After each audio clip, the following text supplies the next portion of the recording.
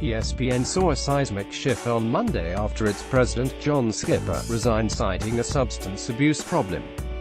But Skipper is only one of many prominent figures to be sidelined in the colorful history of ESPN. In recent months and even years, the sports network has been plagued with all sorts of drama, ranging from sexual harassment claims to poor PR choices. Here is a list of some of the most shocking ESPN controversies. John Skipper, the newly departed president, issued a statement on Dec. 18 saying he had struggled for many years with a substance addiction and had decided that the most important thing he could do now is to take care of his problem. I come to this public disclosure with embarrassment, trepidation and a feeling of having let others I care about down, he said. As I deal with this issue and what it means to me and my family, I ask for appropriate privacy and a little understanding.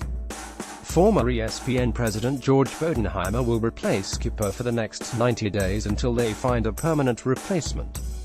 Skipper started his tenure as president in 2012 and started with the company in 1997. Jemele Hill, the SportsCenter host, came under fire in September 2017 for tweeting inflammatory posts about President Trump. In one, she referred to Trump as a white supremacist who has largely surrounded himself with other white supremacists, while in another she said, "Trump is the most ignorant, offensive president of my lifetime. His rise is a direct result of white supremacy."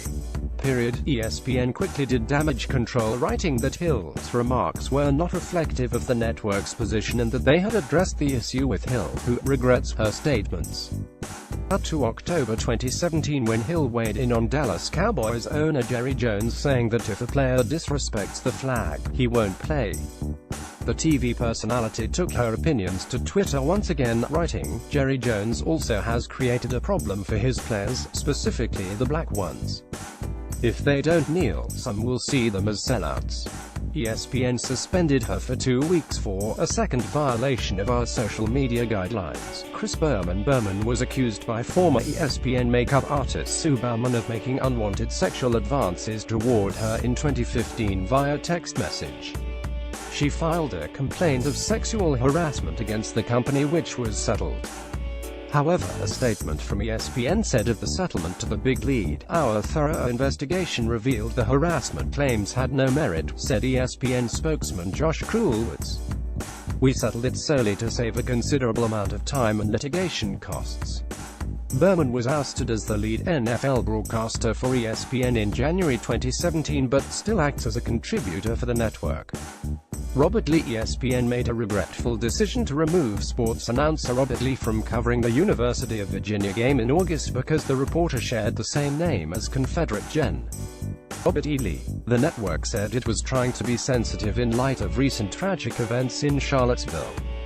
A statement from ESPN tried to explain its decision, saying, "We collectively made the decision with Robert to switch games as the tragic events in Charlottesville were unfolding, simply because of the coincidence of his name. In that moment it felt right to all parties. It's a shame that this is even a topic of conversation, and we regret that who calls play-by-play for a football game has become an issue." People took to social media to express their dismay, writing, "No joke. ESPN pulled an Asian American announcer because his name is Robert Lee, madness."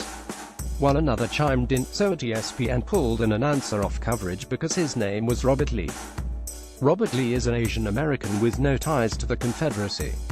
Jen Sturger, copyright 2010, American Broadcasting Companies, Inc. All rights reserved. The former Jets sideline reporter claimed she was put in an unprofessional and hostile work situation when she had to attend a strip club with ESPN employees. Sturger wrote an explosive Twitter post which read in part, "I was extremely uncomfortable by the situation and felt incredibly awkward as I had never stepped foot in one before. I had to watch as my male co-workers got lap dances from girls while they teased me about how I was uncomfortable and didn't want to participate." The then 23-year-old claimed she was admonished by her two bosses for the incident and fired before her plane landed in Tampa. Additionally, the former Playboy model claimed an ESPN executive behaved inappropriately toward her. She said of the incident, "It was a very long and uncomfortable car ride. Brought up numerous girls he said he was hooking up with that worked there at the time, and implied that he was helping the careers I reminded him I was in a relationship with someone he knew, but he persisted. ESPN addressed Sturges' claims. "We have no record of this ever being brought to our attention. We thoroughly investigate all allegations brought to us. Fostering a professional and respectful workplace is a top priority for ESPN, and we always encourage people to report any issues." Erin Andrews, the former ESPN reporter, was victimized by an obsessed stalker, Michael David Barrett, who secretly videotaped Andrews in her hotel room without her knowledge in July 2009. Private videos of Andrews were released on the internet. Andrews claimed her then bosses at ESPN forced her to go on GMA to address the leaked videotape. "My bosses at ESPN told me, before you go back on air for college football, we need you to give a sit-down interview. And that was the only way I was going to be allowed back." The Dancing with the Stars co-host sued Barrett, Marriott International and Radisson Hotels for $75 million. She won $55 million in 2016 after the trial. Barrett was sentenced to 30 months in prison. Curt Schilling, the former MLB player and ESPN personality, was fired after he posted an anti-transgender meme on Facebook in April 2016 that read, "A man is a man no matter what they call themselves. I don't care what they are, who they sleep with. Men's room was designed for the penis, women's not so much. Now you need laws telling us differently." Pathetic. He was given his walking papers from ESPN. The company issued a statement: "ESPN is an inclusive company." Curt Schilling has been advised that his conduct was unacceptable and his employment with ESPN has been terminated. Schilling responded to the backlash on his personal blog with a post titled "The Hunt to be Offended," which said in part, "I'm loud, I talk too much, I think I know more than I do, those and a billion other issues I know I have. Like every one of you, I have flaws, but I'm okay with my flaws, they're what make me, me. I thank the Lord for the life I've been given. A life interspersed and occupied by men and women who are gay, by people of all races and religions, by men and women who dress as the other, by men and women who've changed to women and men."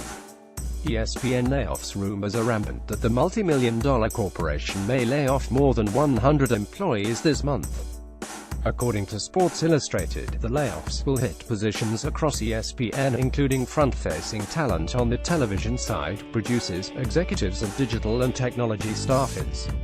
The SportsCenter franchise is expected to be hit hard, including on-air people. Given the frequency of the show has lessened considerably on main network ESPN, the network let go of an estimated 300 employees in October 2015, and last April about 100 on-camera personalities and hosts were laid off.